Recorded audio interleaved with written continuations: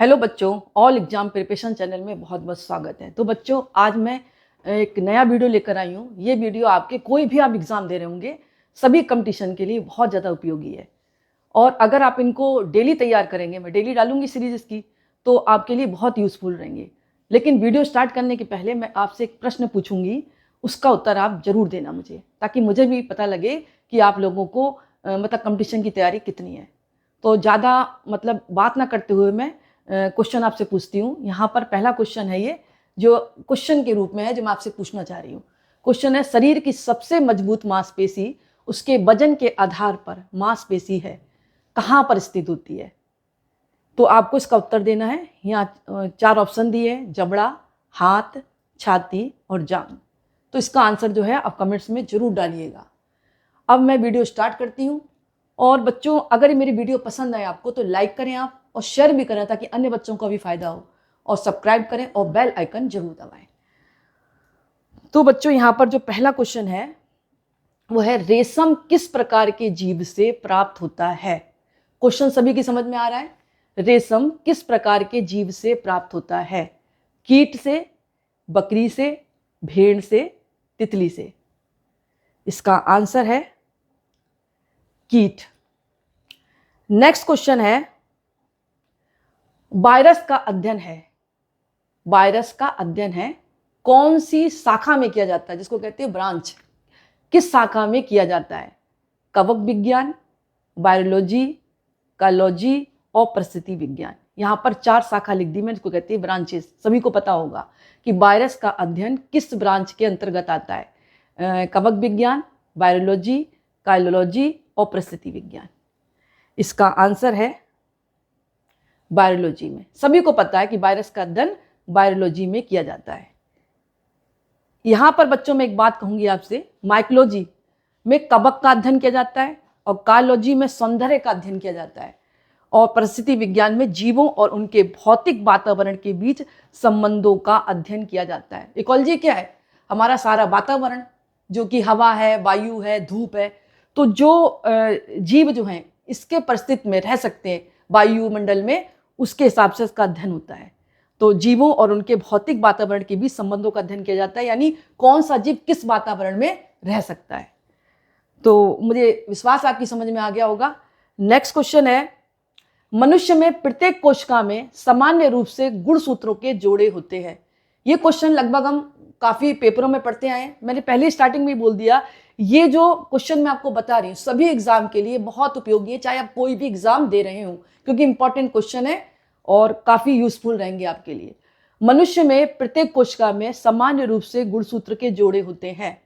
कितने होते हैं? 21, 22, 23, 24। इसका उत्तर है 23। यहां पर बच्चों में एक विशेष बात बताऊंगी, मनुष्य में प्रत्येक कोशिका में सामान्य रूप से 23 गुणसूत्र होते हैं, कुल 46 होते हैं। इनमें से 22 जोड़े, जिन्हें ऑटोसोम कहते हैं, पुरुषों और महिलाओं दोनों में समान दिखते हैं। 23वां जोड़ा लिंग गुणसूत्र कहलाता है, जो पुरुषों और महिलाओं के बीच में भिन्न होता है। बात समझ में आ गई होगी। नेक्स्ट क्वेश्चन है, मानव कंधे का जोड़ डैश जोड़ का एक उदाहरण है। क्वेश्चन को फिर से समझेंगे, मानव कंधे का जोड़ डैश जोड़ का एक उदाहरण है। स्थिर जोड़ ऑप्शन में दिया है, दूसरा ऑप्शन मुख्य जोड़, तीसरा ऑप्शन है हिंग जॉइंट, और चौथा ऑप्शन है बाल और सॉकेट जॉइंट। आप देख लीजिए, इसका आंसर है बाल और सॉकेट जॉइंट। इसको आप चाहे तो नोट भी करते जाएं, वैसे तो आपके पास वीडियो उपलब्ध हो जाएगा, आप इससे पढ़ सकते हैं। नेक्स्ट क्वेश्चन है, अमीबा निम्नलिखित में से किस किंगडम से संबंधित है? अमीबा किस किंगडम से संबंधित है? मोनेरा वर्ग से, कवक से, प्रोटिस्टा से या एनिमेलिया? ये क्वेश्चन तो अपन 9th से पढ़ते आ रहे हैं, लगभग सभी बच्चों को पता होना चाहिए। फिर भी मैं क्वेश्चन दी हैं तो आपको आंसर जरूर बताऊंगी। यहां पर इसका क्वेश्चन का आंसर है प्रोटिस्टा, यानी अमीबा किस में आता है? प्रोटिस्टा में। यहां पर नेक्स्ट क्वेश्चन है बच्चों, कि रंग की उपस्थिति के कारण पौधों का रंग हरा होता है, यानी किस रंग की उपस्थिति के कारण पौधों का रंग हरा होता है? क्लोरोफिल के कारण, यूरिया, कार्बन डाइऑक्साइड और ऑक्सीजन। आप सभी को पता है कि जो हरा रंग होता है किसके कारण होता है? क्लोरोफिल के कारण, यूरिया के कारण, कार्बन डाइऑक्साइड के कारण, ऑक्सीजन के कारण। इसका आंसर है क्लोरोफिल। सभी की समझ में आ रहा होगा।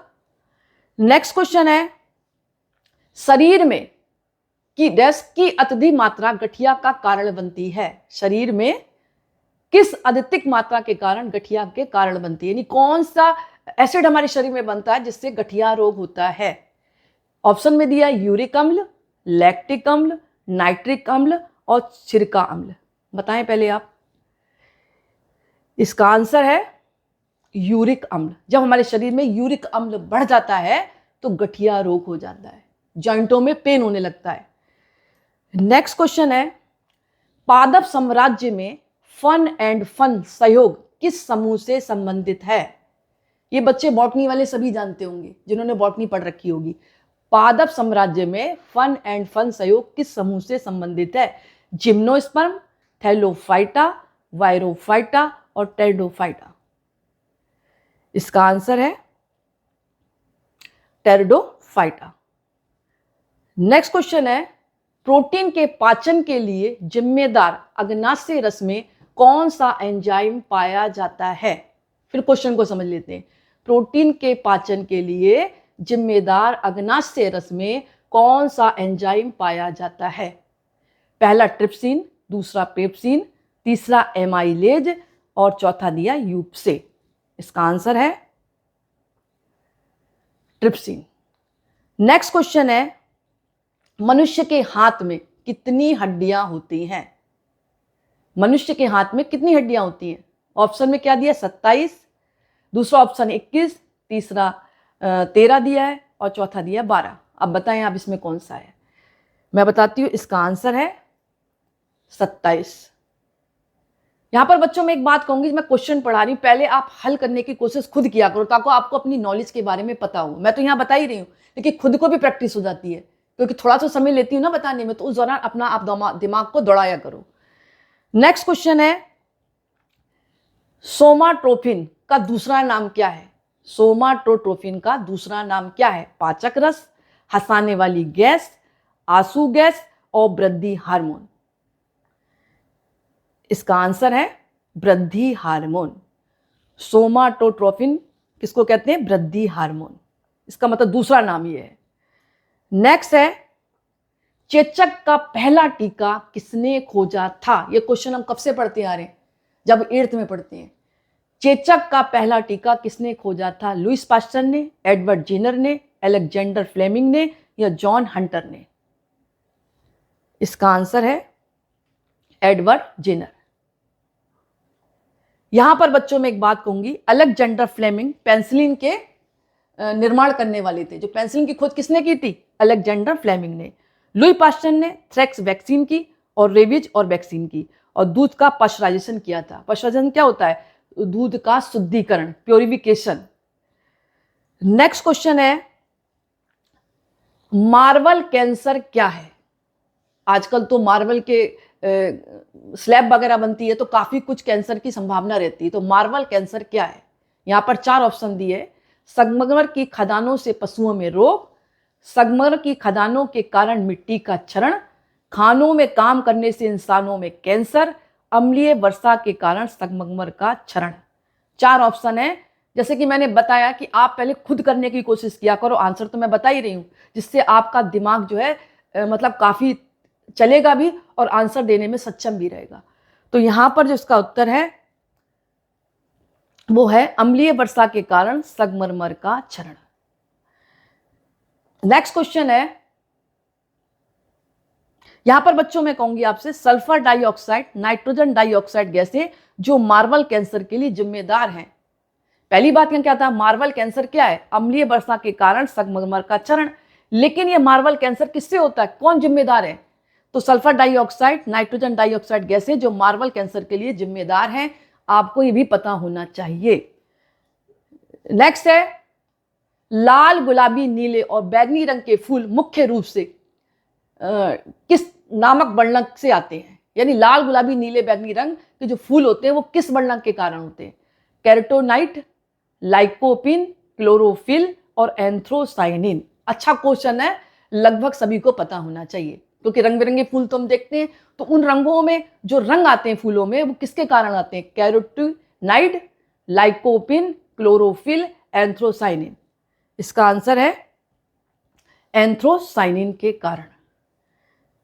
नेक्स्ट क्वेश्चन है, यहां पर बच्चों मैं बताऊंगी, यदि सेब पूरा लाल है या लाल रंग का बहुत गहरा है तो किसके कारण होगा? एंथ्रोसाइनिन बहुत अधिक पाया जाता है।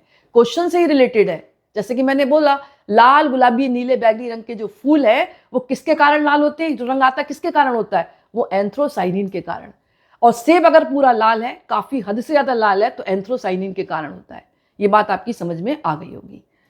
नेक्स्ट क्वेश्चन है, कौन सा सूक्ष्म पोषक तत्व मिट्टी के द्वारा पौधों को आपूर्ति की जाती है?